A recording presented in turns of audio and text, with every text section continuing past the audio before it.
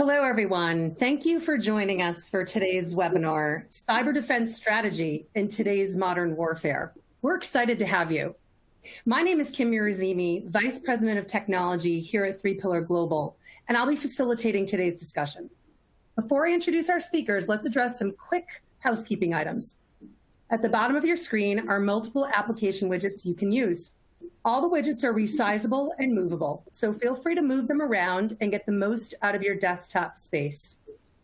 Please note the slides will advance automatically throughout the presentation. To enlarge the slides, click the Enlarge Slides button located in the top right-hand corner of your presentation window. Should you need technical assistance, click on the Help widget located on the bottom of your console. We encourage you to submit questions anytime throughout the presentation using the Q&A widget. We'll try to answer these during the webcast, but if a more comprehensive answer is required, or if we run out of time, it will be answered later via email. Please know we do capture all questions. Additional help materials are available in the resource list, and we encourage you to download any resources or links that you may find useful. Last, following the presentation, you'll be able to access the on-demand recording of the webinar using the same link from today's live event. Now, why don't we get started? Today, I'm joined by Tom Kellerman and Matt Paris. Tom is the head of cybersecurity strategy for VMware. He previously served as the chief cybersecurity officer for Carbon Black. Previous to Carbon Black, he was the CEO and founder of Strategic Cyber Ventures, and also held positions at Trend Micro and at the World Bank Treasury. Tom was appointed to the Cyber Investigations Advisory Board for the U.S. Secret Service in 2020. Matt is Vice President of Data Science at Blue Orange Digital and brings more than a decade of experience in automation, process optimization, and machine learning. Prior to Blue Orange, Matt served as the chief data scientist for Booz Hamilton, where he led the design, development, and implementation of MI and RPA services at the VA, the FDA, and the Department of Homeland Security. For our agenda today, we'll key in on the following talking points. Due to pandemic disruption and the growth in remote work, cyber attacks are increasing at an alarming rate. Cybersecurity is now a critical part of everything we do in our personal lives and in our business. Cybersecurity companies who are using data science and machine learning to deliver predictive analytics are improving the performance of their solutions and ensuring they're easy to use, predictive, dynamic, and responsive to users' constant changing needs and patterns. So many things must happen here, from monitoring and risk mitigation, prioritization, gaining user confidence, and truly incorporating data strategy. And all this requires a new way of thinking by cyber companies as to how they deliver their products and solutions, keeping users and data at the forefront. The ultimate goal is to mitigate risk before it happens, provide an easy-to-use solution, and constantly stay ahead of the curve. In this webinar, we'll explore trends in the cybersecurity industry and how cyber companies can tap data science and AI to create even higher value products, enhance the user experience, and better compete in the marketplace by adopting a product-centric mindset. Tom, I'd love to bring you into the conversation. You live and breathe in this world. How do you see the threat landscape evolving and continuing to evolve today? Well, thank you for having me. You know, it's become far more punitive. The adversary has a greater knowledge of the interdependencies of the victim. Much more reconnaissance is being conducted on the supply chain of the victim. A greater understanding of the infrastructure of the victim vis-a-vis the types of systems being used, the types of protocols being endowed. And the adversary's modus operandi has shifted from burglary to home invasion in such that they don't just want to attack the environment to steal intellectual property or money. They actually want to commandeer the digital transformation and use it to attack their constituency. That type of island hopping is occurring about 40% of the time. In addition to that, we've seen a 118% increase of destructive attacks, in large part due to a phenomenon called counter-incident response, where the adversary is fighting back against the defender to maintain persistence on a system.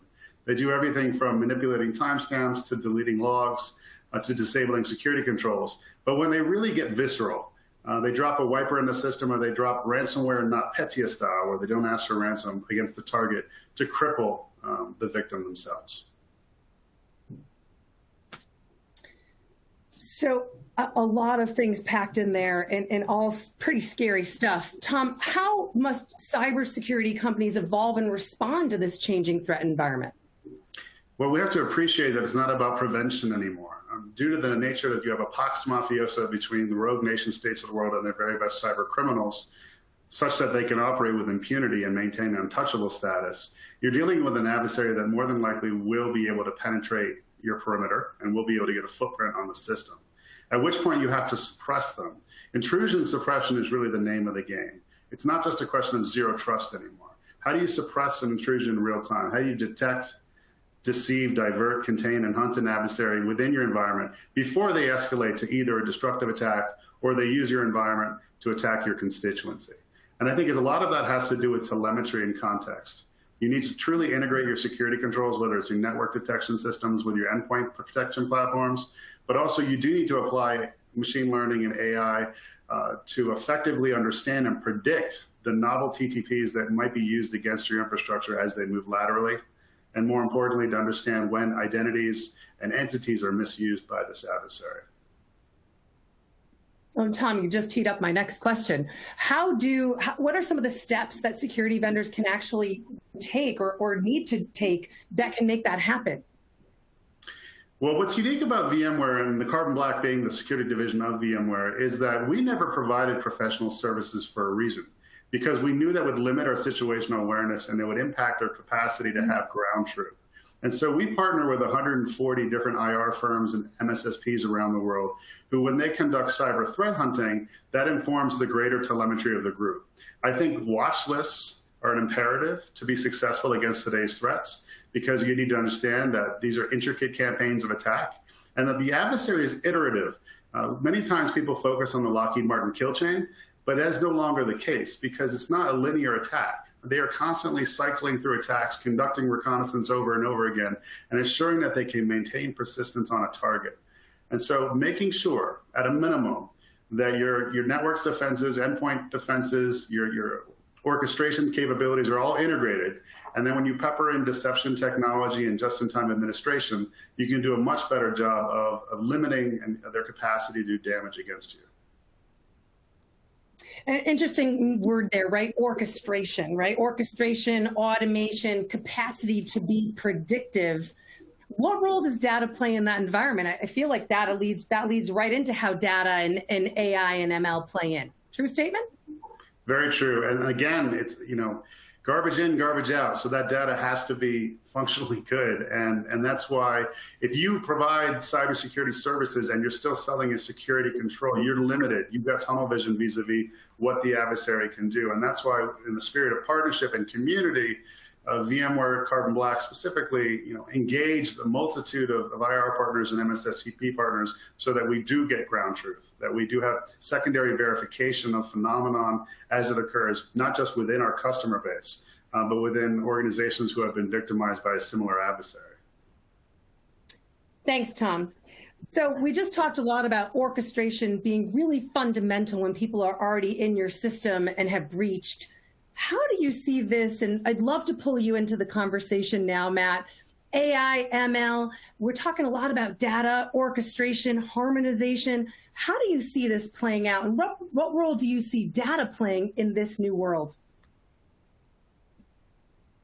Right, data is going to be key in this new world, right? Like, there's so much data out there right now, all the things Tom's hit on, all the different types of data you need to collect, the volume of data you need to collect to be able to sort of sniff out these intrusions and be able to react. It's imperative to have clean data, to have data that you can use to make predictions. And I think the biggest piece is, right, is data you can trust, right? Like,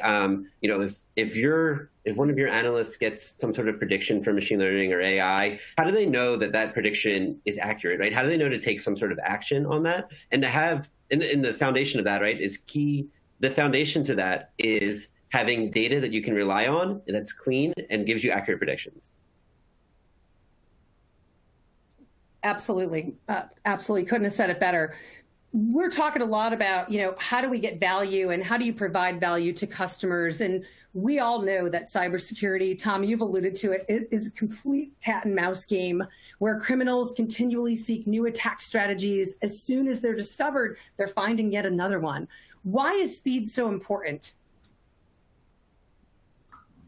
Well, speed's an imperative because decreasing dwell time is the name of the game. Again, the environment has changed. There's been an escalation. They want to hijack your environment and use it to attack your customers. You have to prevent that from happening. You have to prevent lateral movement that allows for that phenomenon to manifest. And to do so, you need to be able to coordinate the telemetry of your security controls in real time and contextually react to them with a combination of countermeasures, whether they be policies, procedures, and or active human engagement through command shell. Right. So when we think about really kind of minimizing that time to market, time to value, it is a key component here. And cybersecurity companies today really have to innovate more quickly to respond to the threats. They also have to get products out, right? Out to market and update along the way. I feel like we are no longer in a state or time where companies can wait until solutions are perfect to get them out to market. They need to continuously respond to these changing threats, which means being iterative and continuing and improving as you go, continuous improvement, if you will. AI and ML sure can help minimizing time to value. Matt, can you talk a little bit about that? How does AI and ML help cybersecurity companies develop these feature sets and bringing products to market faster and with greater value in quicker time? Yeah, that's a really interesting space right now in ML and AI. The big service providers in this space, Amazon's, the Azures of the world, they're doing a lot to take away a lot of the upfront work that exists to get models into operations and deployed and making predictions. So I'll just use Amazon because we use them a lot. There's a whole jumpstart feature now where you have anomaly detection algorithms kind of pre-packaged and built that you can go in, click a couple buttons and get the shell for an anomaly detection model that you can connect right into your data. People in this space think of that as sort of like a silver bullet or something that, can just sort of a click of a button, especially with all the kind of the new low code, no code space that's kind of popping up. But it still gets you to about 20, 30% of the way there. When you first start, which, maybe 5, 7, 10 years ago, you were building everything from scratch. You had to reproduce everything again when you build something. These providers and kind of like teaming with the right partners lets you get up and into production and get you making predictions and kind of finding these nefarious actors much quicker than you could have even 5 years ago. Absolutely. Absolutely. Really interesting in how speed is always and has always been and seems to remain the name of the game. Another component to the product mindset is that products have to solve for need and be chosen by users. This means companies have to develop products that not only reduce risk for those users and organizations, whether they're B2C or B2B, but they actually have to also meet the needs of those end users. So reduce risk, meet needs. How does this apply to cyber specifically, Tom, in that products must be chosen and answer the call to both of these components? I think there's two sides to this. One, the major driving force behind the paradigm shift in cybersecurity for the defender community is zero trust. But zero trust has to go beyond endpoints and identities and has to be extended into the infrastructure itself. And when you do that, when you provide security products, you need to ensure that not only are they integratable with other security controls and IT controls so that you have visibility across both IT and security, but also that there's tamper resistance built into your agents, as the adversary will many times attempt to disable things like AMSI or security controls that exist and essentially render your telemetry ineffective. Although there's one phenomenon right now that is very concerning to me, though, which shows the level of maturity of the economy of scale of the dark web. And that is this type of phenomenon called Chronos and the Chronos attacks, where they are manipulating the value of time specifically to undermine the credibility of machine learning and or the logging and or the Active Directory associated with their presence, and thus obfuscating their activity because they manipulate the value of time. But it's just I think a vignette, a perspective to note that The cybercrime cartels themselves are operating very much like a business. They're using many of the models that we espouse ourselves. They are advancing and conducting research and development. They themselves are applying ML and AI to their endeavors and their attacks. And thus, it's an arms race. It truly is an arms race, as I'm sure Matt can speak to with his work at Booz Allen. Yeah, absolutely. Matt, thoughts on that? No, he's absolutely right. Like, is the benefit, right, of sort of some of these ML solutions and the way it's sort of advanced recently, right, has made it a lot quicker, a lot easier to get to market. But also it makes our adversaries, it makes it a lot easier for them, right, to produce ML models and, even do things like we've seen in aerospace sort of poisoning data where they can go in and, take your ML model, put some data in there to confuse it, say, I'll use something simple, but just, a bunch of pictures of dogs and they throw in a cat into your training set. And it's really, it's really hard to detect. You could have models that are working on millions and, hundreds of millions of lines of data, and all of a sudden you have some, something that doesn't belong there, right? And how do you figure that out? How do you know that? So it's a really challenging space. You got to be a step ahead. I agree with Tom 100%. It's an arms race of who can get there faster and who can get there with the best technology. Yeah, unbelievable, right? And I love the derivative to the arms race, right? This webinar today is in today's modern warfare. It really is, right? Truly. And so we talk about that in the good and the bad, right? How AI ML is great, but the bad guys are using that too.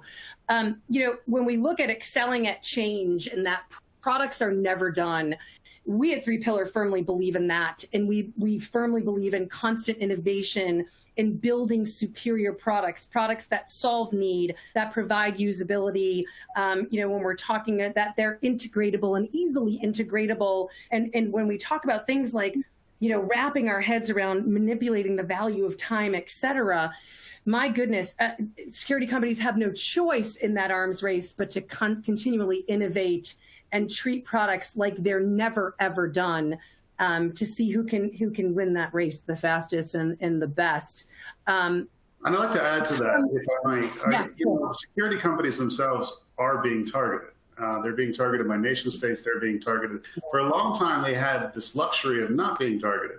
And many security companies actually didn't eat their own dog food. They didn't actually secure their environment. They produced security capabilities, but they didn't actually effectively secure their own environment from infiltration and island hopping. And this is, to my point, what could be one of the worst case scenarios. Just look at SolarWinds, who had recently rebranded themselves as a security company prior to their infrastructure being used to attack their constituency. But what people often forget, and I just want to stress this, is anyone that's willing to use your supply chain to get to you will in turn also use you to get to your customer base. They don't stop with you just because they got in. Yeah, it's unbelievable. I mean, the tables, the throes of war, right? The tables continue to turn and turn, and SolarWinds, unfortunately, is a good example. I hate to say that, but yes, it will never stop, right? It's just going to continue moving forward. I think there's going to be so much more unprecedented. And Tom, I know you have so much eye into that, right? That the average person has just doesn't have knowledge on. It's really amazing. So many, as I said just before, unbelievable insights, scary insights, actually. So to all those that have been listening in and watching the webinar, we've received several questions from our audience throughout the conversation. And if anyone wants to, any participants, please continue to use the Q&A widget to enter in more of your questions. And again, if we don't address your question directly during this session, one of our presenters will follow up with you via email after we close the webinar. Well, how about we dig into some questions, guys? Here's one over to you, Tom. What's the single greatest challenge cybersecurities face in this new normal for their industry? For cybersecurity companies as a whole, again, I'll reiterate, it's about practicing what you preach. It's about recognizing that the adversary will target you as a security vendor and will use your infrastructure to target your customers. And the trust that you've built up over years can be undermined in a matter of minutes. I'm very concerned about cybersecurity platforms being used to deliver destructive attacks. And the capacity of adversaries to disable or tamper with security controls. And so again, practicing what we preach, truly believing that the adversary is behind enemy lines and trying to suppress that adversary in real time is not just our customer's problem, it's our problem too. Here's another one that came in. I think this is a really good one for you, Matt. Cybersecurity companies are planning and/or using some sort of AI and predictive analytics. Will we see this trend continue, and how will AI get better? Yes, no, great question. I think we are going to see this trend continuing, right? Like people and organizations are investing heavily in machine learning and AI to get better and to get ahead of our opponents. I think the area that we're going to get a lot better in here is in interpretability, right? Right now, AI and ML become a bit of a black box, right? Where we feed an algorithm or we feed some data to an algorithm, it makes a prediction. We're not necessarily sure how it got there. But as we get better and get a better understanding of sort of our data, get a better understanding as organizations of machine learning and AI, I think we're going to see a lot better use cases in that space where we have people who kind of bring subject matter expertise and machine learning and AI, and they kind of have that sort of triple threat, understand the business concepts and the machine learning and statistic concepts, and they're able to keep advancing and how we get better at sort of predicting and identifying these problems before they become big problems. Makes sense. Actionable outcomes, right? Being able to take action towards that as well. Proactively, I think, is such a key word here. This one's interesting, Tom, for you. How can cybersecurity companies measure the usability of their products? Well, like I said, we're solving for a new problem. The new problem is island hopping. The new problem is the adversary hijacking the environment, not merely burglarizing the environment. And so with that goal in mind, I think decreasing dwell time of an adversary and the speed to which you can react to them attempting to move laterally when they already have a footprint.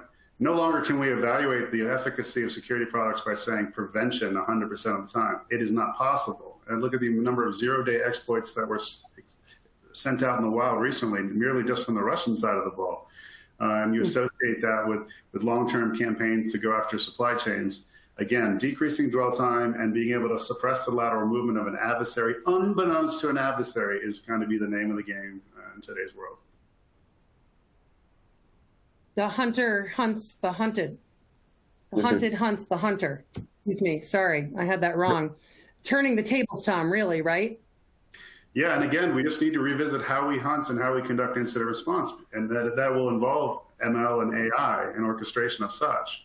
But we have to respect the fact that the second they believe that we're onto them, that they're going to become punitive and they're going to escalate and they're going to do things like manipulate time or leverage destructive payloads. Yep, great point. Okay, we've got a couple left here I think we can get through.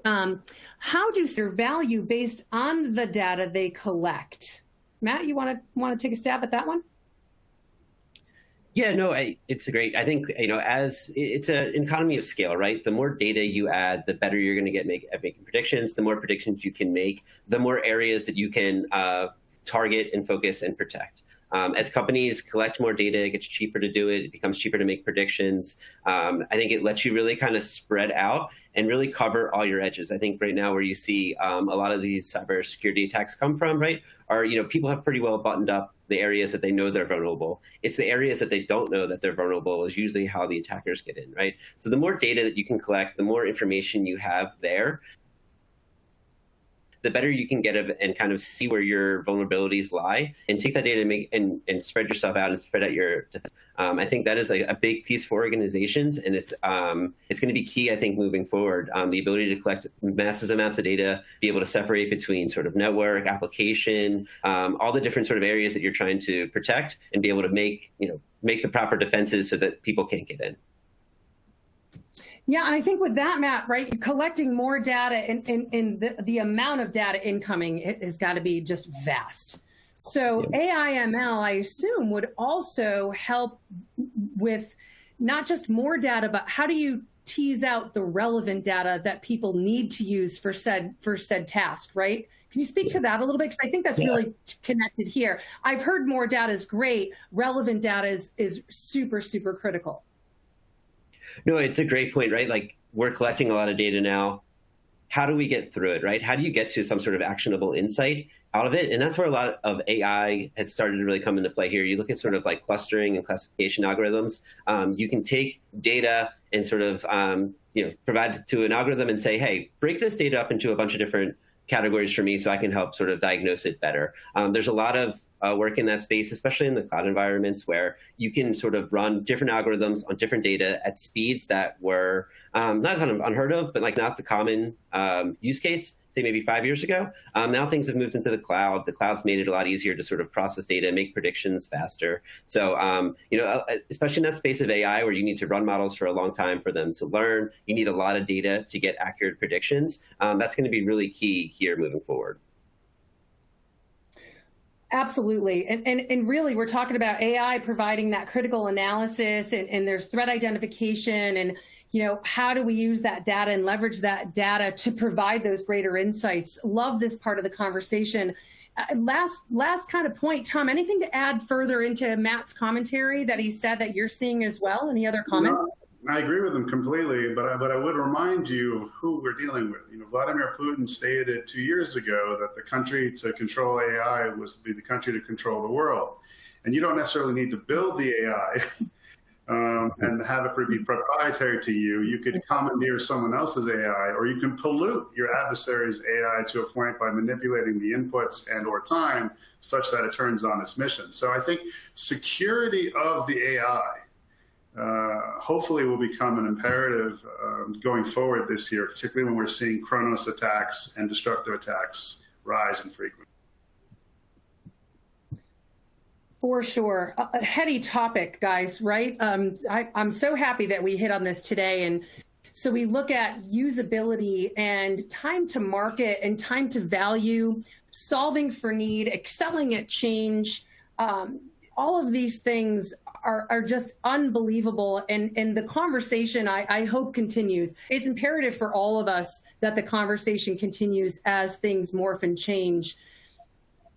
Well, that wraps it up on this extraordinary topic. Thank you again to Tom and Matt, and to those of you who've taken the time out of your day to participate in this conversation. As I said, if we're not able to answer your question directly during today's broadcast, we'll follow up in the next few days. And please, again, one last reminder to download any of the resources available on your viewing console, and a link to the access of the recording will be sent tomorrow via email. Thanks again, everyone. Be safe and have a great day.